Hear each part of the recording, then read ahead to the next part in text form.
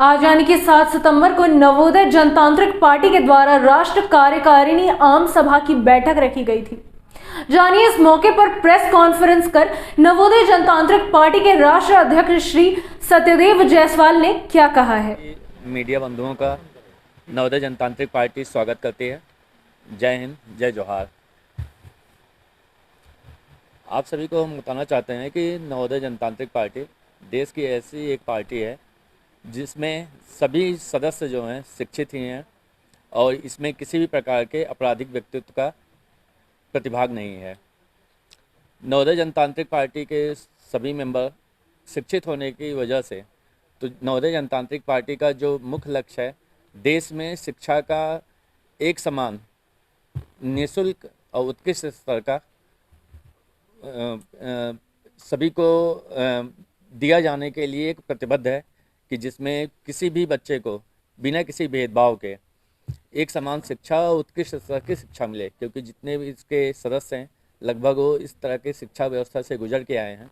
तो ये शिक्षा व्यवस्था अब कुछ मुट्ठी भर लोगों के लिए न रहे, ये जितने भी हमारे बच्चे हैं सभी को मिलनी चाहिए, ये व्यवस्था करने के लिए प्रतिबद्ध है। और साथ ही पार्टी का मानना है कि शिक्षा का उपयोग तभी हो सकता है कि जब देश का नागरिक स्वस्थ हो। तो नवोदय जनतांत्रिक पार्टी के एक संकल्प में है कि नवोदय जनतांत्रिक पार्टी अपने देश के जितने भी नागरिक होंगे उनको किसी भी प्रकार की जो स्वास्थ्य और चिकित्सा सुविधाएं हैं निःशुल्क और उत्कृष्ट स्तर की उपलब्ध कराएगी। जो पार्टी की व्यवस्था है वो शिक्षा और स्वास्थ्य ऐसा है कि जिसको निःशुल्क उपलब्ध कराएगी। इसके अलावा जितने भी निःशुल्क फ्री वाइज है जिसको रेवड़ी कहते हैं वो किसी भी तरीके से किसी भी लेवल पर प्रदान नहीं करेगी। सिर्फ शिक्षा और स्वास्थ्य होगा जिसमें किसी भी प्रकार का भेदभाव नहीं होगा और वो एक उत्कृष्ट मानक के अनुसार ही सबको उपलब्ध कराएगी। पार्टी का एक ये भी है कि जो युवा हैं देश के वो सबसे महत्वपूर्ण संसाधन है। अगर युवा रोजगारित नहीं है तो वो अपना जो महत्वपूर्ण संसाधन है देश का वो अपनी ऊर्जा देश के विकास में नहीं लगा सकता है। इसलिए पार्टी सभी युवाओं को 100% रोजगार उपलब्ध कराने के लिए प्रतिबद्ध है। 100% बहुत लोग इसमें ये सोच सकते हैं कि 100% कैसे उपलब्ध कराएगी, तो पार्टी के पास इसका प्रॉपर एक फ्रेमवर्क है कि पार्टी सभी को 100% उपलब्ध कराएगी। साथ में है ऐच्छिक, जो बच्चा जिस क्षेत्र में जाना चाहता है उस क्षेत्र में उसको रोजगार उपलब्ध कराएगी। ऐसा नहीं है कोई डॉक्टर बनना चाहता है और जाके वो इंजीनियर बन रहा है, तो इससे क्या होता है जो उसकी क्षमता होती है भरपूर तरीके से देश को समर्पित नहीं कर सकता है। तो इस प्रकार से पार्टी के 11 संकल्प हैं जिसको हम आपके सामने साझा करना चाहते हैं। जैसा कि 3 हमने प्रमुख आपको बताया कि पार्टी शिक्षा, स्वास्थ्य, रोजगार तीनों पे, तो साथ में नवोदय जनतांत्रिक पार्टी देश की राजनीति को अपराधीकरण से मुक्त करने हेतु देश के सुयोग्य शिक्षित अपराध मुक्त युवाओं को राजनीति में प्रतिभाग करने के लिए मंच प्रदान करेगी तथा राजनीति में प्रतिभागिता एक निश्चित मानक के अनुपालन को सुनिश्चित करेगी। नवोदय जनतांत्रिक पार्टी 2024 के इलेक्शन के लिए कम से कम देश के जो सीटें हैं राजनीति में उसमें हम 10% से एबव सीटों पे प्रतिभाग करेंगे। जो 60 से 100 सीटों पे हमारा प्रतिभाग रहेगा पूरे देश में। के बीच में जो झारखंड का अगर देखा जाए तो झारखंड में 14 लोकसभा सीटें हैं। अभी तक झारखंड प्रदेश का जो विस्तार हुआ है लगभग सभी जिलों में विस्तार किया जा चुका है। तो उस बेस पे हम कह सकते हैं कि नवोदय जनतांत्रिक पार्टी झारखंड के 14 लोकसभा सीटों पे प्रतिभाग करेगी। और हमारा सबसे महत्वपूर्ण मुद्दा है जैसा कि आपको बताया शिक्षा, स्वास्थ्य, रोजगार। तो ये झारखंड की जनता और साथ में देश की जनता सभी को हम मतलब कि इस शिक्षा, स्वास्थ्य, रोजगार से भरपूर करेंगे। झारखंड का ब्यूरो झारखंड प्रदेश अध्यक्ष हमारे देंगे और हम जितना देंगे वो राष्ट्रीय लेवल का इसका देंगे। झारखंड प्रदेश अध्यक्ष जी अभी झारखंड के बारे में बताएंगे। बड़ी पार्टियां अभी तक रोजगार की एक लिमिट संख्या बताती हैं कि 1 लाख देंगे, 1 करोड़ देंगे, लेकिन हमारी पार्टी का ऐसा नहीं है कि किसी एक जैसे घर में 4 बेटे हों तो 4 में से हम 1 को रोजगार दें और 3 को हम निठल्ला छोड़ दें। तो हमारी पार्टी का है कि देश का जितना भी युवा है सभी को हम रोजगार उसकी योग्यता अनुसार प्रदान करेंगे। इसके लिए सबसे महत्वपूर्ण है पहले तो सभी जितना युवा है उसका हमारे पास डेटा उपलब्ध होना चाहिए कि किस युवा का मतलब कि क्या योग्यता है। इसके लिए वो एक प्रॉपर ऐप के थ्रू 6 से लेकर 12 तक सबसे पहला रहेगा 12th तक निःशुल्क है शिक्षा। फिर 12th के बाद उसको एक ऑप्शन आएगा कि आप किस रोजगार में जाना चाहते हैं। जो 3 ऑप्शन आएगा उसमें से ऑटोमेटेड, अगर उस युवा को तीनों में से पसंद होगा तो उसमें से एक किन्हीं तीनों में से रोजगार उसको उपलब्ध कराया जाएगा। अगर वहाँ पे उसके अनुसार जो रोजगार है नहीं उपलब्ध है, तभी पार्टी के या सरकार जब होगी तो उसकी स्क्रीनिंग की व्यवस्था होगी। अगर वो स्क्रीनिंग को क्वालिफाई करता है तो उस क्षेत्र में उसको रोजगार उपलब्ध कराएगी, नहीं तो उसको दोबारा उसी 3 रोजगार को जो विकल्प उपलब्ध कराए गए थे वहाँ पे जाके उसमें से एक को चूज करके उस रोजगार क्षेत्र को चुनना पड़ेगा। रोजगार है, रोजगार उसमें सरकारी भी होगा, सरकारी भी होगा और निजी भी होगा।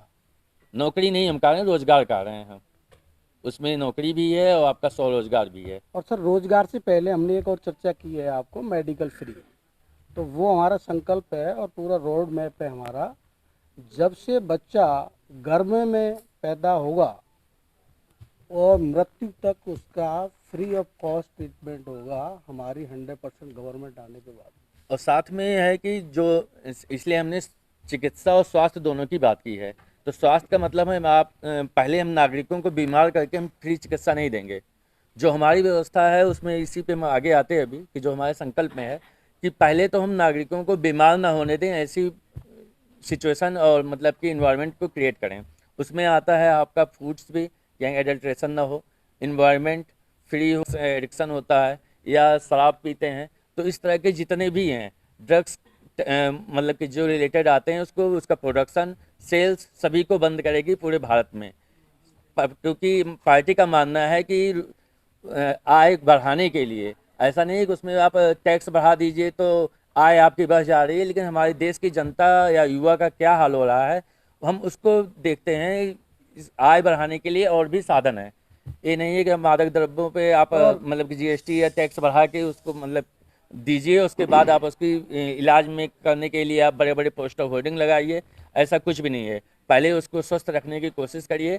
अगर स्वस्थ रहने में अगर उसको कोई मतलब समस्या आ रही है तो इसका मतलब सरकार की व्यवस्था में खोट है, इसलिए सरकार उसको चिकित्सा सुविधा निःशुल्क उपलब्ध कराएगी। आपकी जो सरकार है वो आटे के साथ पहले पब्लिक का स्वास्थ्य जांच करेगी?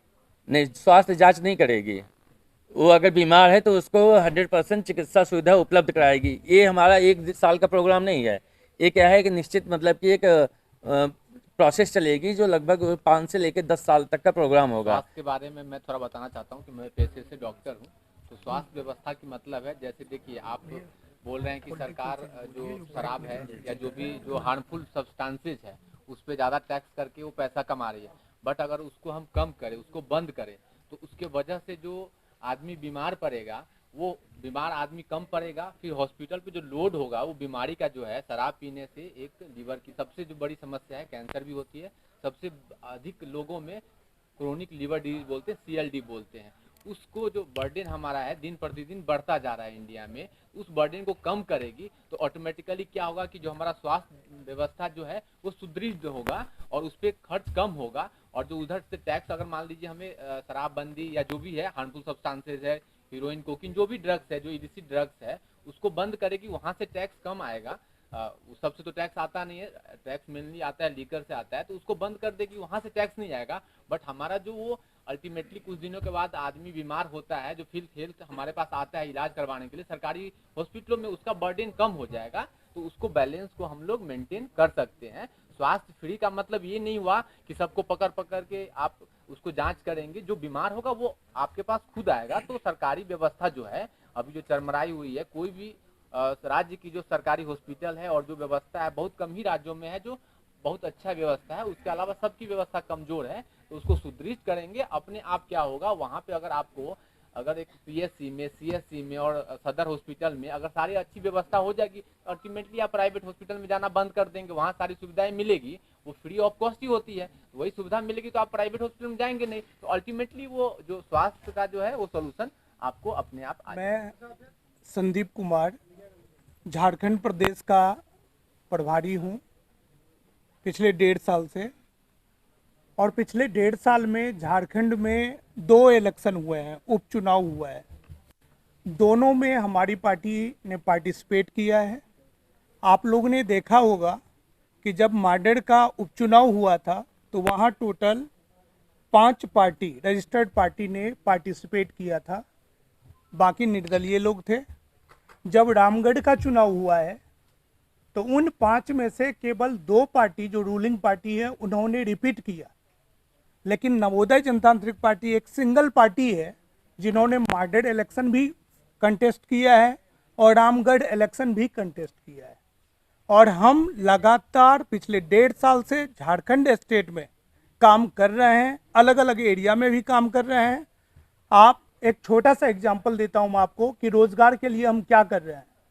यहाँ के झारखंड में रांची में कम से कम 10 कॉलेज हैं, जिसमें से 3 कॉलेज के अंदर हम लोग बच्चों को ट्रेंड करके एसेंचर जनपैक जैसे कंपनी में इंटरव्यू दिलवा के घर बैठे झारखंड में बैठे ज्वाइन करता है वो बेंगलोर में, और झारखंड में बैठे हुए वो काम रोजगार प्राप्त करना स्टार्ट कर दिया है, जिसको न तो हम अपने पार्टी के डायरी में अभी इसको हम काउंट करवाना चाह रहे हैं, लेकिन हमारे काम करने का तरीका ये है जिसके बेस पे हमें लोगों से सपोर्ट मिलना स्टार्ट हो गया है।